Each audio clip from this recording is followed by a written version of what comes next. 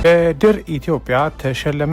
የኢትዮጵያ እስልምና ጉዳዮች ጠቅላይ ምክር ቤት በኡስታዝ አቡበከር አስተባባሪነት ኦርፋን ኢኒድ ከተባለ ግብረሰናይ ድርጅት ጋር በመተባበር ለተበረከተው 6.2 ሚሊዮን ዶላር የሚያወጣ መድኃኒትና የሕክምና ቁሳቁስ በድር ኢትዮጵያ ላበረከተው ከፍተኛ አስተዋጽኦ ሽልማት ተበርክቶለታል። በዛሬው ዕለት በኢትዮጵያ እስልምና ጉዳዮች ጠቅላይ ምክር ቤት ቅጥር ግቢ የተከናወነውን የርክክብ ስነስርዓት በንግግር የከፈቱት ኡስታዝ አቡበከር አህመድ ለዚህ መልካም ስራ አስተዋጽኦ ያበረከቱትን በድር ኢትዮጵያንና ኦርፋን ኢኒድ የተባለውን ግብረ ሰናይ ድርጅት አመስግነዋል። የበድር ዓለም አቀፍ ኢትዮጵያ ሙስሊሞች ድርጅት ፕሬዝዳንት አቶ አህመድ ወርቆ በበኩላቸው የጤና ባለሙያዎች ለህሙማን የሚሰጡትን ሙያዊ ድጋፍን የሚያግዘውን የመድኃኒትና የህክምና መገልገያ መሳሪያዎችን በአሜሪካን ሀገር በማስተባበር ለህክምና ተቋማቱ ማቅረብ በመቻላቸው ደስታ እንደተሰማቸው ተናግረዋል።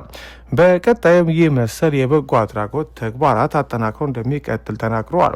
የህክምና መድኃኒቶችና መሳሪያዎች ችግር ሁሉም ቦታ ላይ ያለ ቢሆንም እነዚህ የተመረጡት የጤና ማዕከሎች የበለጠ ያስፈልጋቸው ነበርና ለእነርሱ በየማዕከሉ በቂና የተሟላ አገልግሎት ለመስጠት የመድኃኒትና የመገልገያ መሳሪያዎች እጥረት እጀሰባ ላደረጋቸው ለደሴ ኮምፕሬሄንሲቭ ስፔሻላይዝድ ሆስፒታል፣ ለጅማ ኮምፕሬሄንሲቭ ስፔሻላይዝድ ሆስፒታል፣ ለገለምሶ ጀነራል ሆስፒታል፣ ለለንጌም የጤና ማዕከልና ለሐሰን ኢንጃሞ የጤና ማዕከል ባለሙያዎችና ኃላፊዎች እንኳን ደስ አላችሁ ማለት እወዳለሁ። ከፍተኛ ኃላፊነት የሚሰማቸው የጤና ባለሙያዎች በተለያዩ የህክምና መሳሪያዎችና በመድኃኒት እጥረት ልታድኑት የምትችሉት ህመምተኛ ሲያመልጣችሁ ያለው ስሜት ከባድ ነው ብሏል።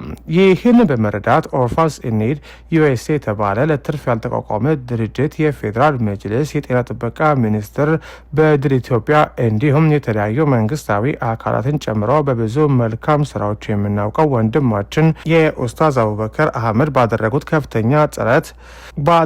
ከፍተኛ ጥረት መድኃኒትና የተለያዩ የህክምና ቁሳቁሶች ስናስረክብ የተሰማኝን ደስታ በበድር ኢትዮጵያና በራሴ ስም ልገልጽላችሁ እወዳለሁ ሲሉም ተናግረዋል።